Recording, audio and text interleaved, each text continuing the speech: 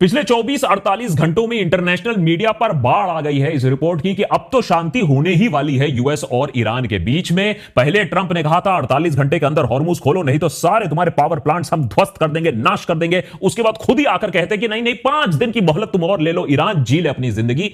क्योंकि ट्रंप का कहना है पूरे दुनिया के प्रेस को कि बहुत अच्छी बातचीत चल रही है, ईरान उनसे बातचीत करना चाहते थे और 15 पॉइंट का एक प्लान भी डिस्कस किया जा रहा है ईरान के साथ। ईरान कह रहा है ये कब हुआ भाई, हमने तो ना ट्रंप से डायरेक्टली बात किया है ना इनडायरेक्टली बात किया है, क्योंकि अमेरिका से बात करके क्या होता है वो झेल चुके हैं, फिर से वो गलती नहीं करना चाहते हैं। और जैसा कि हमने एक्सपेक्ट किया था, ट्रंप ने जैसे ही सीज फायर की बात की तो इजराइल ने वहां ईरान के ऊपर उनके क्रिटिकल इंफ्रास्ट्रक्चर के ऊपर धमाका बोल दिया। अब उसके बदले में ईरान फ्रेश अटैक लॉन्च कर रहा है पूरे मिडिल ईस्ट में, खासकर कि इजराइल के ऊपर उनकी इलेक्ट्रिसिटी इंफ्रास्ट्रक्चर डिसैलिनेशन प्लांट्स को टारगेट कर रहा है। खबर यह भी आ रही है यूएसएस अब्राहम लिंकन के ऊपर भारी भरकम बैलिस्टिक मिसाइल भी फायर किया गया है। इसी शांति समझौते के बीच में, इसी वॉर पॉज के बीच में हजारों यूएस मरीन्स एलीट फोर्सेस पहुंच रहे हैं मिडिल ईस्ट कुछ ही दिनों के अंदर।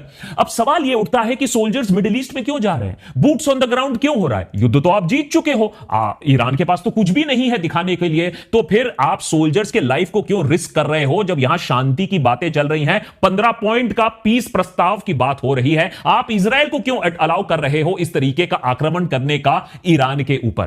कहीं ना कहीं व्हाइट हाउस में कोहराम मचा हुआ है, टोटल केओस चल रहा है। ईरान मजाक उड़ा रहा है ट्रंप का, कह रहा है कि ट्रंप अपने आप से बात कर रहे हैं, यह आदमी सठिया गया है। क्या सच में ट्रंप पूरी दुनिया के सामने कोई प्ले एक्टिंग कर रहा है, कोई षड्यंत्र रच रहा है, या ट्रंप सच्ची में इतना बेवकूफ हो चुका है कि वो कह रहा है कि मैं ये युद्ध जीत चुका हूं, ईरान मुझसे बात करने के लिए भीख मांग रहा है, जबकि जो सच्चाई है कुछ और ही है, जिसके बारे में हमने आपको डिटेल में इस एपिसोड में भी बताया था कि किस तरीके से डोनाल्ड ट्रंप के खिलौनों को ईरान ने ध्वस्त कर दिया है। और ईरान ने बोला है कोई डायरेक्ट कोई इनडायरेक्ट कॉन्टैक्ट नहीं है, हम अपने डिमांड्स पर अड़े हैं, गल्फ से बाहर निकलो फिर बातचीत शुरू होगी। करीबन 1 महीने होने को आ रहे हैं इस युद्ध को जो ईरान के ऊपर थोपा गया था। ट्रंप बोल रहे हैं कि मैंने युद्ध जीत लिया है, biggest victory in the history of war, या फिर कह लीजिए अगर आप सच्चाई देखना चाहते हैं, biggest embarrassment to the US in the history of war. चाहे वो एयर की बात हो, सी की बात हो, लेकिन ट्रंप या तो प्ले एक्टिंग बहुत अच्छा करते हैं या वो सच में नहीं जानते हैं कि उन्होंने कितना ज्यादा रायता फैला के रखा है। We've won this. This war has been won.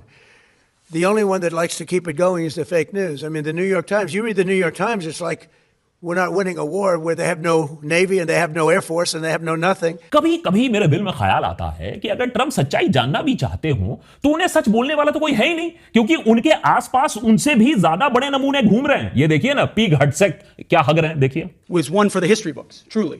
And it's because we have a president of the United States that when he sends his war fighters out to fight, he unties their hands. We negotiate with bombs. You have a choice as we loiter over the top of Tehran, as the president talked about your future.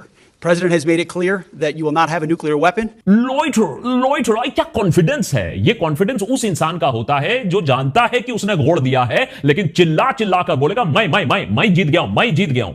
अरे भैया, अगर तुम जीत गए हो तो आराम से बात करो। अगर आप तुम जीत ही गए हो तो ऐसा कैसे हो गया कि ईरान अभी भी स्ट्रेट ऑफ हॉर्मुज को कंट्रोल कर रहा है, इतने सारे बैलिस्टिक मिसाइल दाग रहा है इजराइल के ऊपर, यूएसएस अब्राहम लिंकन के ऊपर फिर से बैलिस्टिक मिसाइल दाग दिया, और तुम कह रहे हो तुम जीत गए हो। तुम्हारे वॉर के कौन से ऑब्जेक्टिव पूरे हुए? अब तो नए ऑब्जेक्टिव बन गए, स्ट्रेट ऑफ हॉर्मुज को खोलना जो पहले से ही खुला हुआ था, तुम्हारे दिमाग की तरफ बंद नहीं था। भैया, ये जो दूसरे देशों को आप डेस्परेटली बोल रहे हो आओ हमारे साथ काम करो, $200 बिलियन आप मांग रहे हो इस युद्ध को आगे बढ़ाने के लिए, अगर ओब्लिटरेट हो चुका है, सब कुछ नाश हो चुका है, ध्वस्त हो चुका है, तो ये सब क्यों हो रहा है? भाई, पॉलिटिक्स में ना आप सच को झूठ और झूठ को सच बना सकते हो, युद्ध में ना सच्चाई सामने आ जाती है, और सच्चाई अब सामने ये आ चुकी है कि कोई भी आपका गोल मीट नहीं हुआ है। और ये जो बोल रहे हो ना न्यूक्स खत्म करने का नया गोल है, वो तो आप 1 साल पहले ही कर चुके हो।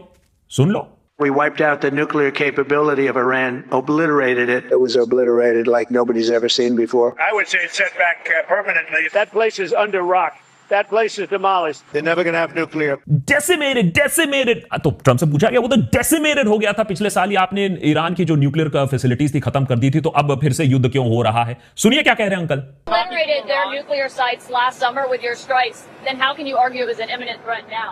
Oh, we hit them so hard, we obliterated them. But that doesn't mean with the right equipment, you can't dig down and go get it. अरे तो यार युद्ध फावड़ा से है ना, तो ऑपरेशन एपिक फ्यूरी क्यों नाम रखा है? ऑपरेशन फावड़ा, ऑपरेशन शवल नाम रखना चाहिए था।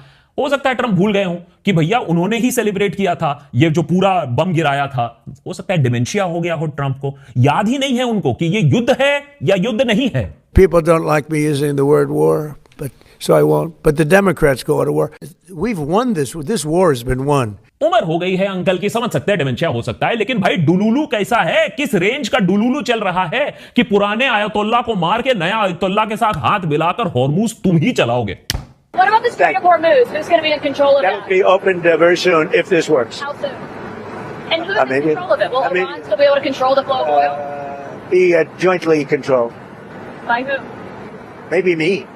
Maybe me. You want the United States to be in Me control? and the Ayatollah, whoever the Ayatollah is. अगर इतनी ट्रेजेडी ना होती तो कॉमेडी जरूर ये होती। ट्रंप ईरान के बारे में भूल कर चुका है, उसे शायद ये बात मालूम है लेकिन कह नहीं पा रहा है। थोड़ी पढ़ाई लिखाई कर ली होती, इतिहास के 2 पन्ने पलट लिए होते तो हाल ये ना होता। सबसे पहले बात करते हैं Nobel peace prize winner Donald Trump के शांति वार्तालाप के। भैया वो तो पीस प्रेसिडेंट है, वो तो शांति चाहते हैं ना, ईरान के साथ बम उन्होंने थोड़ी ना गिराए हैं, इसीलिए 15 पॉइंट का सीज फायर ऑफर उन्होंने दिया है ईरान को। जी हां, 1 महीना ceasefire to discuss this peace agreement. Iran की जो न्यूक्लियर वेपन कैपेबिलिटी है उसको खत्म करना, यूरेनियम इनरिचमेंट ईरान रोक देगा, स्ट्रेट ऑफ हॉर्मुज को खोल देगा, उसकी सारी जो स्टॉकपाइल है जो हाईली इनरिच्ड यूरेनियम है उसको international atomic energy agency IAEA को दे देगा, सारे जो उनके मेजर न्यूक्लियर साइट्स हैं उनको डिसमेंटल किया जाएगा, नतान्स, इस्फहान, जिसको बाय द वे उन्होंने तो बम से पहले ही डिसमेंटल कर दिया था लेकिन अब कह रहे हैं फिर से डिसमेंटल किया जाएगा।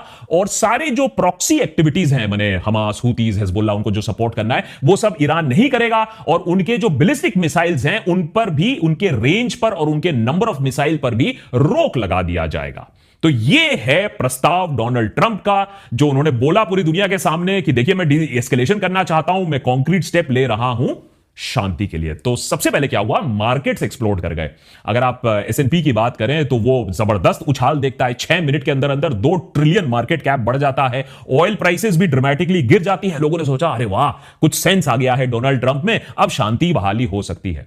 लेकिन 1 घंटे के अंदर अंदर ट्विस्ट आता है। ईरान बोलता है कौन सी बात, कौन सा 15 पॉइंट, कौन सा वार्तालाप चल रहा है, यहां तो कुछ भी नहीं है, ऐसा वातावरण ही नहीं है। ईरान के जो स्पीकर हैं पार्लियामेंट में, उन्होंने साफ कर दिया है कि अमेरिका के साथ हमारा कोई कांटेक्ट ही नहीं हुआ है, ना डायरेक्टली ना इनडायरेक्टली। इस खबर के बाद मार्केट $1 ट्रिलियन कैप खो देती है, मार्केट क्रैश कर जाता है। यानी $3 ट्रिलियन का स्विंग 1 घंटे के अंदर अंदर देखा जाता है S&P पे। लेकिन बात यही खत्म नहीं होती है। फाइनेंशियल टाइम्स के मुताबिक कुछ ट्रेडर्स ने $500 बिलियन का ऑयल मार्केट पे फ्यूचर का बेट लगाया सिर्फ 5 से 10 मिनट पहले ट्रंप के पोस्ट के। इसका मतलब है ट्रंप के सर्कल के अंदर कोई यह बात जानता था, यह सूचना आने वाली थी और इस पर सट्टा खेला गया, स्टॉक मार्केट को मूव किया गया। यह स्पेकुलेशन नहीं है, यह फाइनेंशियल क्राइम है और खुलेआम से डोनाल्ड ट्रंप और उनके मित्र यह काम कर रहे हैं। इस आपदा का अवसर उठाकर पैसे छापे जा रहे हैं। ईरान के जो पार्लियामेंट के स्पीकर हैं उन्होंने इस बात को पूरी दुनिया के सामने भी रखा कि शांति तो बहुत दूर की बात है, फेक न्यूज फैलाकर स्टॉक मार्केट को मैनिपुलेट किया जा रहा है बाय ट्रंप। मार्केट से पैसा कमाने के अलावा लगता है 5 दिन का ये जो cease fire, self declared cease fire है, इसका भी एक एजेंडा लग रहा था। इसको अनाउंस किया गया था मंडे को, जैसे मार्केट खुल रहा है, और एग्जैक्टली 5 दिन बाद मैंने फ्राइडे को जब मार्केट्स बंद होंगी उसके बाद कोई बड़ा कांड करने का प्लान हो रहा है। फ्राइडे के दिन ही यूएसएस ट्रिपोली और यूएसएस न्यू ऑर्लिन्स 2000 से ज्यादा मरीन्स के साथ उस एरिया में पहुंचेगा जहां मरीन्स तैयार हो जाएंगे एक ग्राउंड असॉल्ट के लिए, बूट्स ऑन द ग्राउंड के लिए। इसको एक्सपीडिशनरी यूनिट भी आप कह सकते हो। उस एरिया में ये तब दाखिल हो सकते हैं। ये जो पॉज है ये उसी के साथ परफेक्टली लाइन अप करता है। तो कहीं ना कहीं ट्रंप सोच रहे हैं मैं खेल खेलता हूं, मैं शांति दिखाता हूं, अपने आप को शांति दूत बताता हूं, दिखाता हूं पूरे दुनिया को कि मैं शांति की बात कर रहा हूं, और उसके बाद फ्राइडे को सीधा धावा बोल दिया जाएगा। इसीलिए एलीट ट्रूप्स को असेंबल किया जा रहा है मिडिल ईस्ट में। यही सेम प्लेबुक इस्तेमाल किया गया था रेसिप्रोकल टैरिफ के समय भी। एक बिग टिकट अनाउंसमेंट कर दो, मार्केट क्रैश हो जाएगा, फिर कुछ और विड्रॉल कर दो, मार्केट ऊपर चले जाएगा। इसी के बीच में शेयर खेल दो, बेच लो, खरीद खरीद लो, और इसी तरीके से पैसा कमाया जा रहा है। ये पूरी धांधली चल रही है और ईरान ये खेल बिल्कुल समझ चुका है। ईरान का कहना है ये सब धांधली आप इसलिए भी कर रहे हो जिससे आप तेल के प्राइसेस को स्टेबलाइज कर पाओ, क्योंकि तेल के दाम आसमान छू रहे हैं, लेकिन जो ट्रेड हो रहा है तेल अभी भी थोड़ा सा स्टेबल करने की कोशिश है। ट्रंप सोच रहा है मुझे कुछ और मोहलत मिल जाए। ट्रंप के इन पैतरों को ईरान लेकिन बहुत अच्छे से समझ चुका है, इसीलिए उन्होंने इस बात पर कभी भी यकीन नहीं किया है कि ट्रंप उनसे बात करना चाहते हैं, शांति का कोई प्रोस्पेक्ट है। उनकी थिंकिंग बिल्कुल अलग है। अमेरिका और इजराइल को हमने जो पहले दिन बोला था आज भी वही बोल रहे हैं, आपको पूरे एरिया से निकल जाना होगा, हमें रेपरेशंस देना होगा, तब तक हम आपसे बात ही नहीं करेंगे। और अब आता है एक खतरनाक वार्निंग। अली अकबर अहमदियन जो IRGC के एडमिरल है, representative of Iran supreme leader in the supreme national council, माने इससे ज्यादा सीनियर आप हो नहीं सकते हैं, उन्होंने ट्वीट करके साफ साफ अमेरिका को वार्निंग दे दी है कि हम तो तुम्हारा इंतजार कर रहे हैं, हम तो चाहते हैं कि तुम आओ हमारे एरिया में, हम तो 2 दशक से इसी के लिए ट्रेनिंग कर रहे हैं। एसिमेट्रिक वॉरफेयर क्या होता है उसी की स्ट्रेटजी पर काम कर रहे हैं इस दिन के लिए। अमेरिका के लिए सिर्फ एक मैसेज है, आओ हमारे पास आओ। तो कहीं ना कहीं एक कत्लेआम मचाने के लिए ईरान की फौज भी अभी तैयार है।